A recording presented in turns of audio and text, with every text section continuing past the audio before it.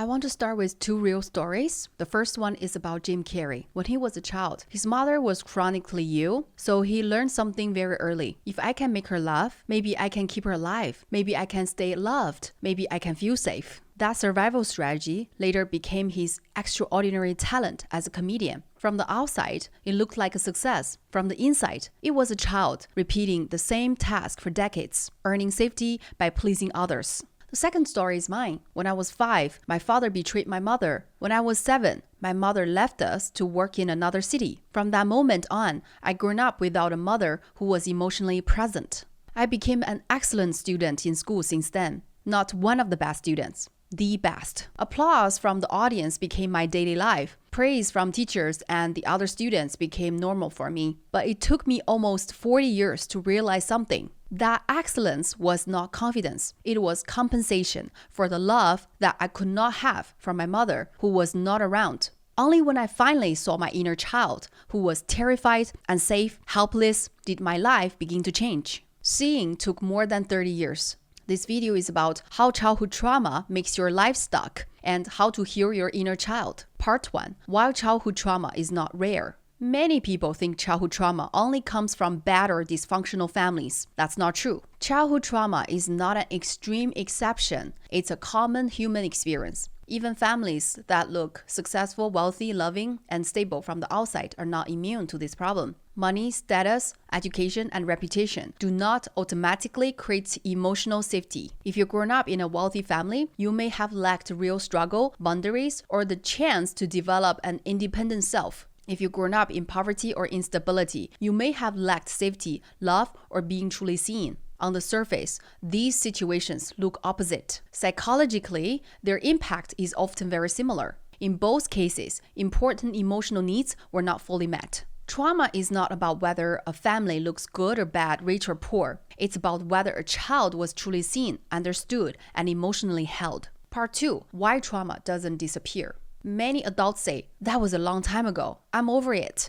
I'm a grown-up now. Psychologically, this is rarely true. Childhood trauma doesn't disappear with time. It sinks into the unconscious. You may forget it consciously, but your body remembers. Your nervous system remembers. That's why so many adults repeat the same relationship patterns, career choices, and emotional reactions. Even when they intellectually know better, you know what you should do, but your body reacts before your mind can stop it. This doesn't mean you are weak. It doesn't mean you are immature. It means psychological time is frozen. Your body grown up, your resume grown up, but part of your inner world did not. Part 3. If you don't heal your inner child. Carl Jung had a sentence that completely changed how I see life. Until you make the unconscious conscious, it will direct your life and you will call it fate. What it means is simple. The parts of you that were rejected, denied, or not allowed to exist don't disappear.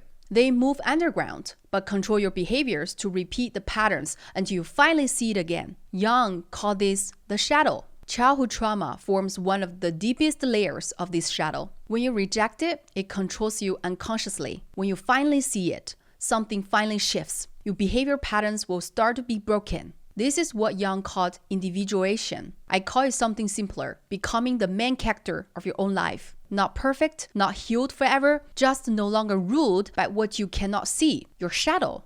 Part 4. What actually changes? When someone integrates their shadow, real changes happen. First, self-worth becomes internal. You no longer rely on achievements, praise, or approval to feel valuable. Second, relationship change at the root. An integrated person enters relationship hoping the other will complete them. A whole person doesn't need completion, only authentic connection. Third, generational trauma stops with you. Fear, emotional patterns, and unmet needs are no longer passed down unconsciously. And finally, you gain the courage to follow what you truly love, not to prove your worth, but because you already know you deserve to exist. Part 5. My story, fully seen. There's one detail from my childhood I want to share. When I was a little girl, I once asked my mother how I came to this world. She answered, I was picked up from a trash bin. That answer was common in her generation, but I believed it as a little girl. After hearing that answer, as a child, I often waited near the trash bins, wondering if another baby would be thrown away, so I could pick up a free baby too, so that I would have a companion. That belief lived in my nervous system for decades. My academic success later at school wasn't built from confidence. It was my survival techniques. I've been with my husband for 15 years. We're also very good friends. We talk about everything. And yet, he only heard all of my childhood trauma recently